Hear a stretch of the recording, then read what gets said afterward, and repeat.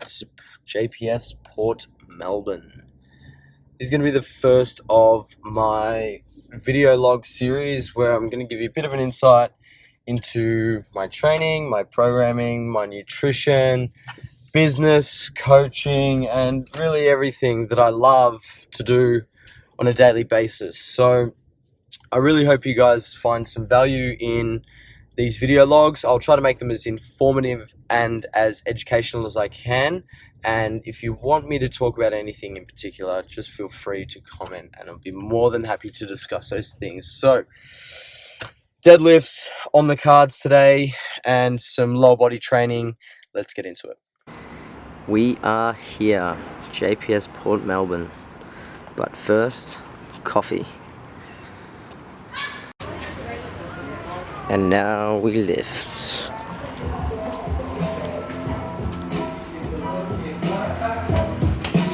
Training with the boys.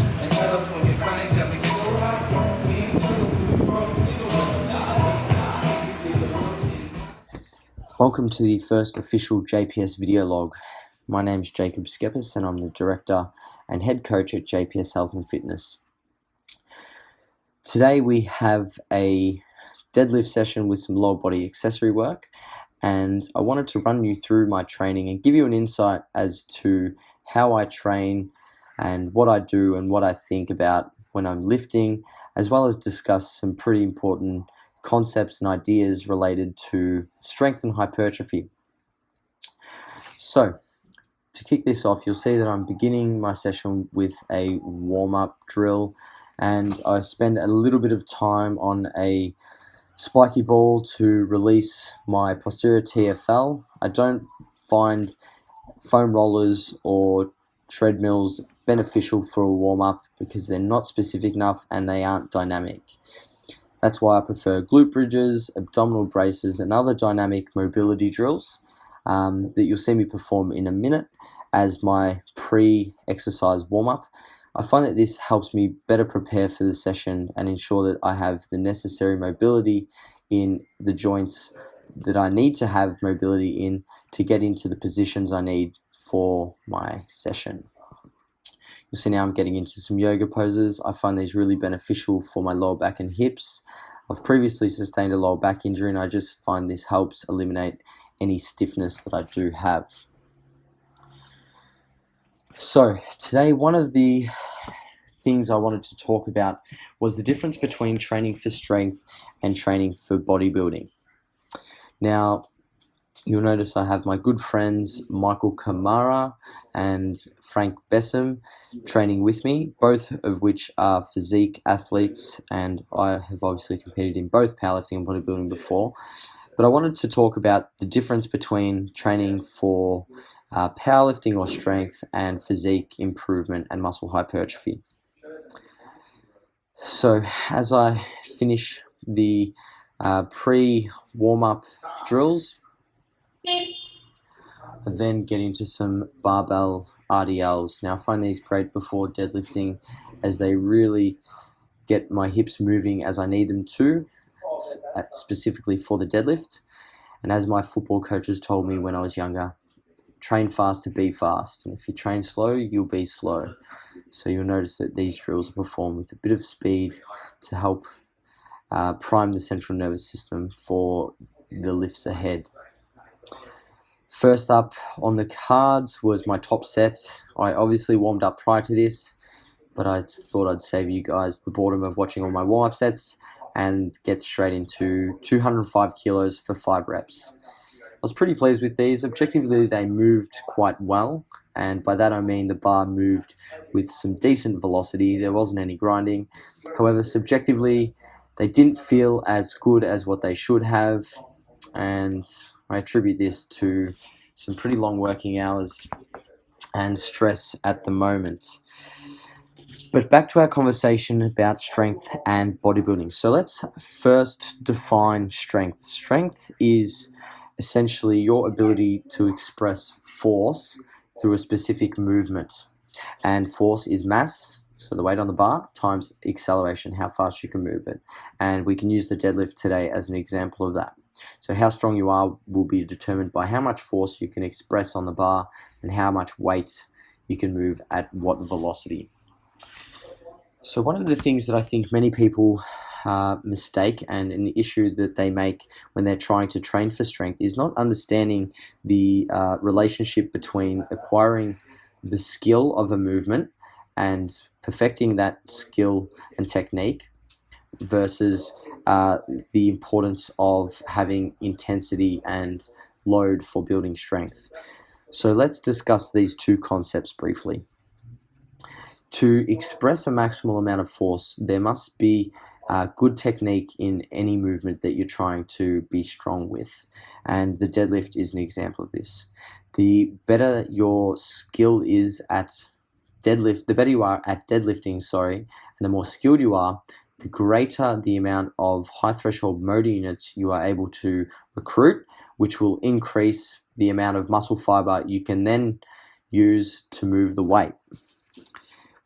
On the other end of the spectrum for strength, we need to have load, because the law of specificity, which states that we'll make adaptations to the specific demands we impose on the body,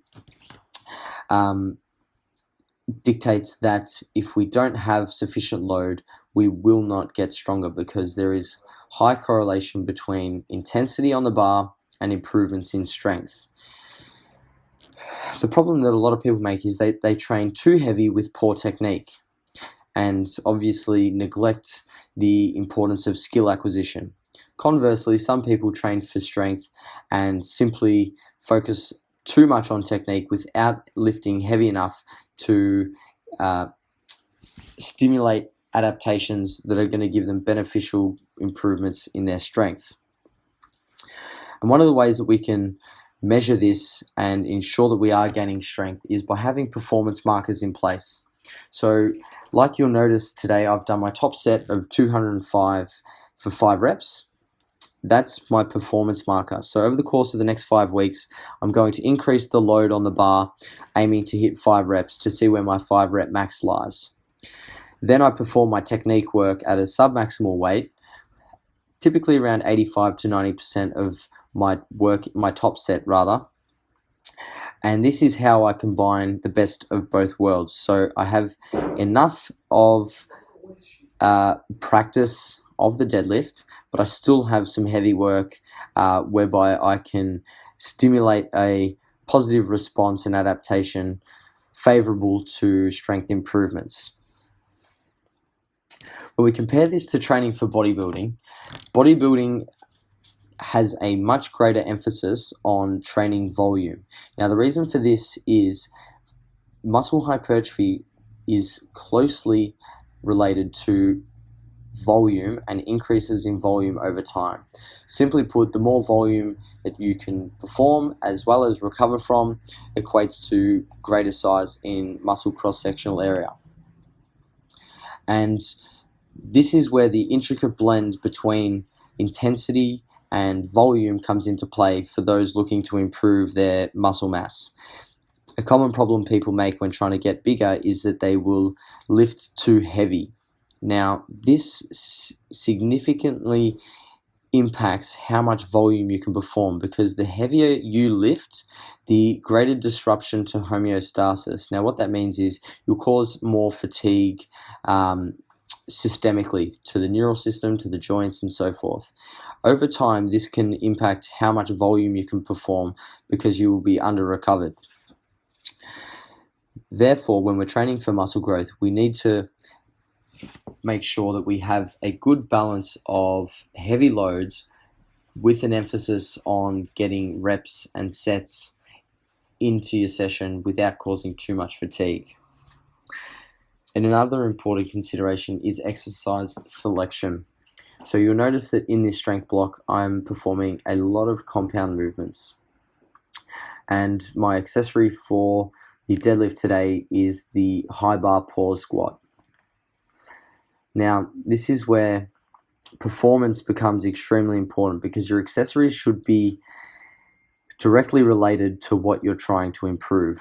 And the accessory that I have today, which is the high bar pause squat, can improve rate of force development and is a fantastic accessory for the high bar squat as a result of the stretch reflex being taken out at the bottom of the lift, forcing me to recruit more muscle fiber as opposed to relying on the stretch reflex.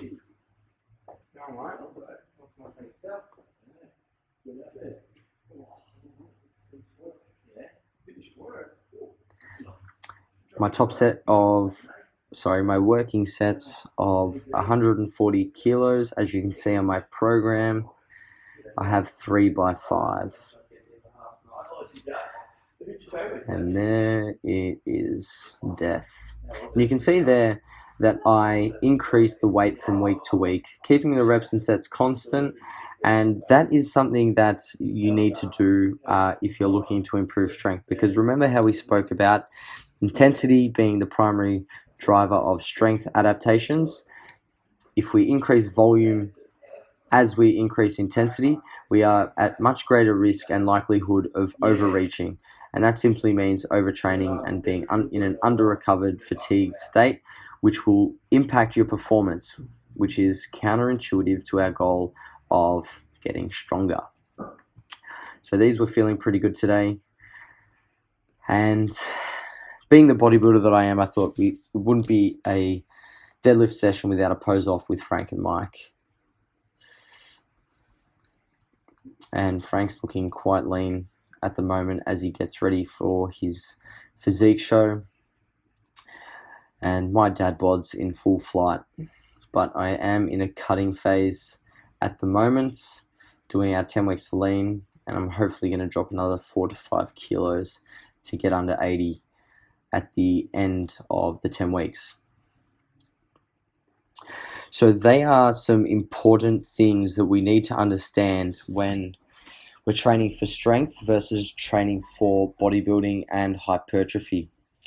And like I was saying, in regards to exercise selection, a bodybuilder simply wants to hit their muscles from a multitude of angles to ensure that they're recruiting the entire pool of muscle fibers and maximize the development of each muscle. And this is determined by the joint and the actions that the muscles perform at any joint, whether it be the knee, hip, shoulder, elbow, or thoracic, and so forth.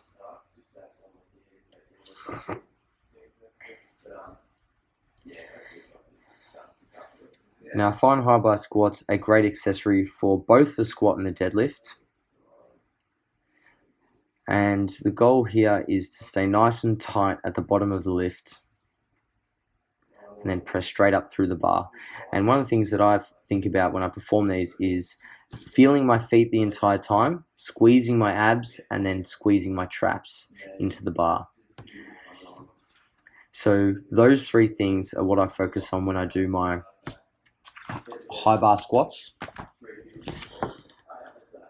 And then it was my turn to practice some posing. So I'm looking to get on stage at the end of 2018. I've got a lot of improvements to make in my posterior chain, as well as my shoulders and my arms. But this strength block will hopefully put me in a good position to start building some volume over the next few months. Even though my primary goal at the moment is to build muscle, it's important to incorporate strength phases into your training to sensitize your muscles to those higher reps. Because what happens is when we train with the same intensities and the same volume and same rep schemes, over time we become desensitized to that training, and it has less of a positive response in terms of the adaptations that we make, and we therefore need to vary our training to ensure that we don't accommodate. So this is where I like to incorporate a strength block, typically every 8 to 10 weeks. So 1/3 of my training, if I'm looking to build muscle, will consist of a strength block. And again, a strength block for me when my goal is to build muscle is very different to a strength block if I'm in a powerlifting phase or looking to compete in a powerlifting meet. And the reason this is, when we're training for strength with the primary goal of hypertrophy, we can still include a lot of those accessories to, keep some volume for those smaller muscle groups, such as our deltoids, our calves, and so forth.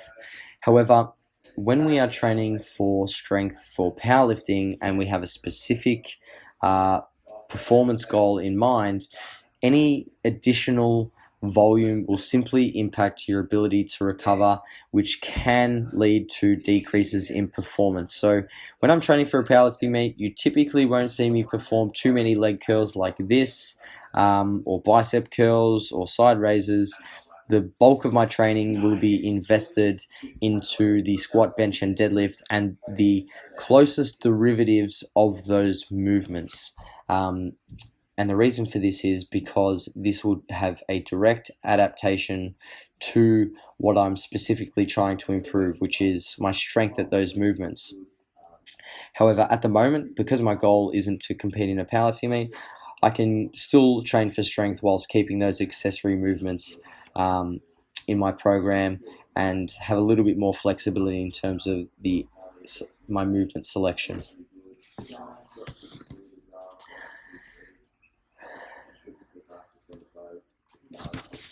Quick technique tip on the leg curl is to ensure that you squeeze the glutes. Now, something that's extremely important for muscle growth is the length tension relationship throughout an exercise. So if you arch your lower back, you decrease the length tension relationship, and you also compensate the movement by training your erectors instead of the hamstrings. It's important to understand that the muscles for isolation movements like this really need to take all of the tension, as opposed to allowing momentum, inertia, and compensation at other muscle groups take the load for those primary muscles that we're trying to train. Here you'll see me performing the barbell reverse lunge.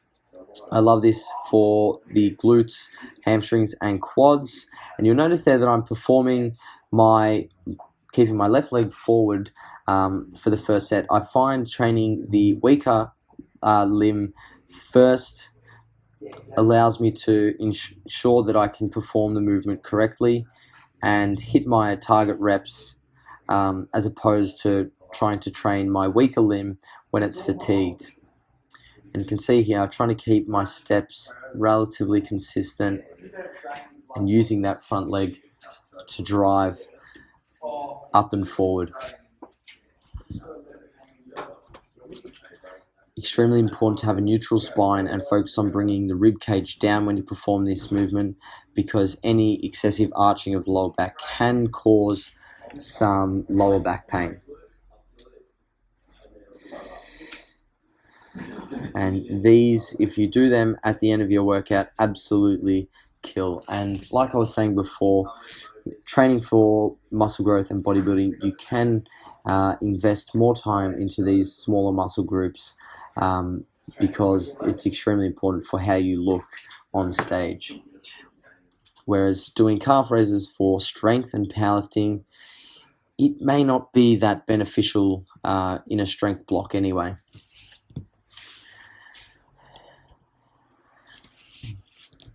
And here we are, just doing some posing as we near the end of our session. You see Michael's quite a lot bigger than I am, but he does weigh about 20 kilos more than me at the moment.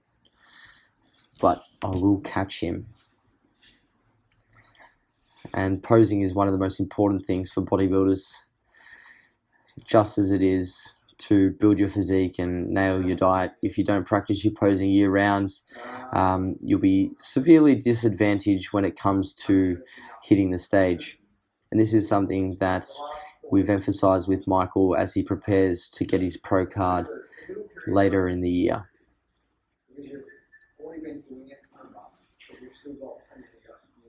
And practicing without a mirror is even more beneficial for bodybuilders. But obviously, we're doing this as we're extremely vain. And see my posing there is quite a lot better than Michael's, and I think I almost out-angled him. Finishing off this session with some dumbbell glute bridges. This was simply for some additional glute volume, nothing too heavy or hard here, just helping keep my hips healthy and ensure that my booty is where it needs to be.